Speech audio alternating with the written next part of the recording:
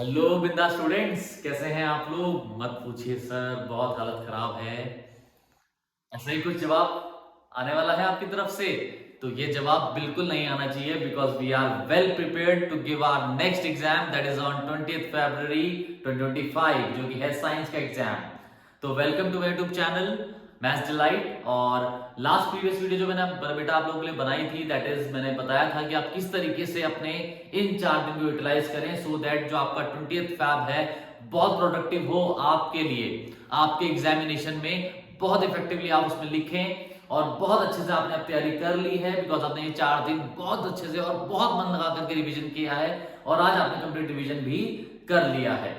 तो अब जो नेक्स्ट आपका पार्ट है, अब जो भी आपने इन 4 दिन में बेटा यूटिलाइज किया है, कल आपको उसको आपकी आंसर शीट में बहुत अच्छे से, बहुत बढ़िया तरीके से, पूरे अच्छे तरीके से एक्सप्लेन करना है, ताकि टीचर को लगे कि वाह क्या आंसर्स लिखे हैं इस बच्चे ने, right. And I am very sure कि आप बहुत अच्छे से कल का एग्जाम लिखने जा रहे हैं और बहुत इफेक्टिवली आप अपना एग्जाम लिखेंगे और बहुत अच्छे ग्रेड्स आपको कल एग्जाम में मिलने वाले हैं। कुछ स्ट्रैटेजी है बेटा कल के एग्जाम के लिए, सेम वही चीज कि आज आराम से अपना एडमिट कार्ड, वाटर बॉटल्स, अपने पेन पाउच सब वगैरह सब अच्छे से रख लीजिए बेटा शाम को ही, ताकि सुबह कोई भी हजार्ड ना हो।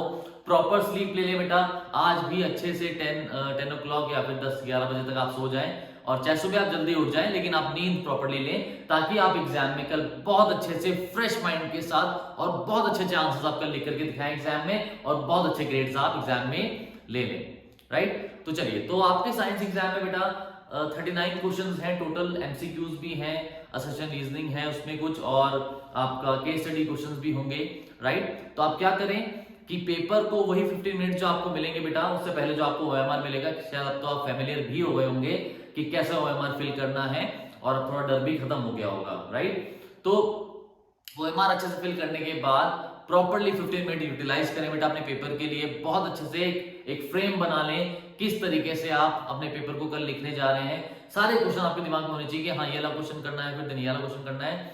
और अगर आप किसी क्वेश्चन में स्ट्रक होते हैं, फंसते हैं, तो उसमें ज्यादा टाइम वेस्ट नहीं करना है बेटा, उसको छोड़ करके डायरेक्टली आगे बढ़िए, है ना। ऐसा नहीं होना चाहिए कि हम एक क्वेश्चन में फंसे रह गए और बाकी क्वेश्चन हमने छोड़ दिए, इस तरीके से नहीं करना है। सारे क्वेश्चंस को अटेम्प्ट करना है, राइट। और बहुत ज्यादा लेंथी आंसर्स नहीं लिखने हैं, पॉइंट टू पॉइंट आंसर लिखिए, ताकि आपका एग्जाम छूटे नहीं। और बहुत अच्छे से हाईलाइट करके जो भी आपको लगता है कि हाँ ये मेन पार्ट है, इसको हाईलाइट करना जरूरी है, टीचर को दिखना चाहिए, तो उसको जरूर हाईलाइट करिए, ताकि आपको टीचर दूर से देख करके उसमें कि पता चल जाए कि हाँ इस बच्चे ने इसमें एक कंटेंट लिखा है और बहुत अच्छा कंटेंट इसमें ये है ना। चलिए, अब नेक्स्ट पार्ट आपके जो साइंस एग्जाम में आते हैं बेटा, न्यूमेरिकल्स आते हैं, है ना। तो न्यूमेरिकल्स में जो भी आपको गिवन हो वो आराम से पहले आप लिख लीजिए कि क्या क्या गिवन है आपको उसमें, है ना। और फॉर्मूला जरूर लिखिए बेटा, किसी भी न्यूमेरिकल में, जो भी न्यूमेरिकल आपको एग्जाम में आता है उसमें फॉर्मूला जरूर लिखिए। और लास्ट में यूनिट मत भूलिएगा बेटा, हाफ मार्क्स यूनिट का होता है, तो यूनिट मत भूलिएगा, बहुत ध्यान से क्वेश्चन पेपर करना है, सारा गिवन पार्ट जो है वो लिख देना है ना। यानी कि पूरा क्वेश्चन ही उतार दिया, what ever important things in the question वो आप लिख लें, ताकि आपको बार बार क्वेश्चन ना देखना पड़े। फॉर्मुला जरूर लिखें बेटा, फॉर्मुलास के मार्क्स होते हैं तो वो जरूर से लिखें, है ना। और साथ लास्ट में यूनिट भी जरूर से लिखें बेटा, उसके भी मार्क्स होते हैं। उसके बाद जो नेक्स्ट स्टेप है, जो नेक्स्ट आपका केमिस्ट्री है, केमिस्ट्री में आपके बेटा इक्वेशंस हैं, है ना। तो इक्वेशन में left hand side and right hand side होता है ना।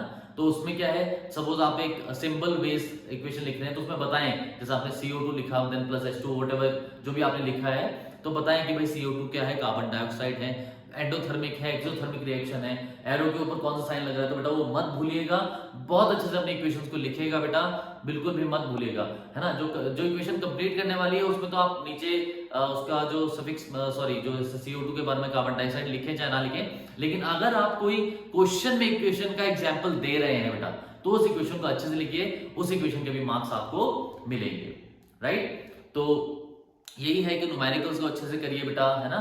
और जो आपकी इक्वेशंस को अच्छे से लिखिए एग्जाम में। देन नेक्स्ट, जो भी आप डायग्राम्स बनाए बेटा, है ना, उसमें कंजूसी ना करें, क्योंकि आपकी एनसी या आपकी जो सीबीएसई की शीट्स होती है बहुत सारे पेजेस होते हैं बेटा। तो मैं आपको ये एडवाइस करूंगा कि पूरा एक जो शीट है, नॉर्मल एक जो मतलब पेज है, उसमें पूरा बड़ा बड़ा करके आप डायग्राम को बनाइए और अच्छे से उसको लेबल करिए, ताकि टीचर को दूर से ही दिख जाए, है ना। बहुत छोटा डायग्राम मत बनाइए, पूरा लेबल करके बनाइए, अच्छे से बनाइए डायग्राम, क्योंकि डायग्राम के मार्क्स भी बहुत होते हैं एग्जाम में और डायग्राम भी जरूर आएगा, राइट। तो बहुत अच्छे से एग्जाम करिए बेटा, बहुत बढ़िया आपका कल पेपर होने वाला है इस स्ट्रैटेजी के साथ। और शुरू से स्पीड बना करके रखिएगा बेटा, स्पीड से ही पेपर करिएगा, बीच में लेथार्जिक मत हो जाइएगा या शुरू में बहुत बहुत बहुत टाइम मत ले लीजिएगा पेपर को मतलब आगे बढ़ाने में, राइट। तो स्पीड से पेपर करिए, मतलब ऐसा भी नहीं कि बहुत ज्यादा ही स्पीड से कर दिया, नहीं, नॉर्मल स्पीड रखिए, है ना। और आपने प्रैक्टिस सेट किए होंगे तो आपको पता लग गया होगा कि आपका कितना टाइम लग रहा है पेपर कंप्लीट करने में। तो शुरू से स्पीड बना कर रखेंगे मेरा, तो आपका पेपर नहीं छूटेगा, राइट। और कोशिश करिए कि 2 hours 45 minutes 2 hours 50 minutes तक आप अपना पेपर कंप्लीट कर लें, सो दैट कि आपको रिवीजन का भी टाइम मिल जाए। So my best wishes with you, और मैं मेरी जो विशेष है वो आप लोगों के साथ है। आई नो आप कल बहुत अच्छा एग्जाम देने वाले हैं और बहुत अच्छे ग्रेड्स आपके एग्जाम में आने वाले हैं, right, because you are the best, right. So all the best from my side and I am very confident कि आप कल का एग्जाम बहुत शानदार और बहुत अच्छे से देने वाले हैं। तो वीडियो में बने ही रहने के लिए बहुत बहुत धन्यवाद आपका। Thank you.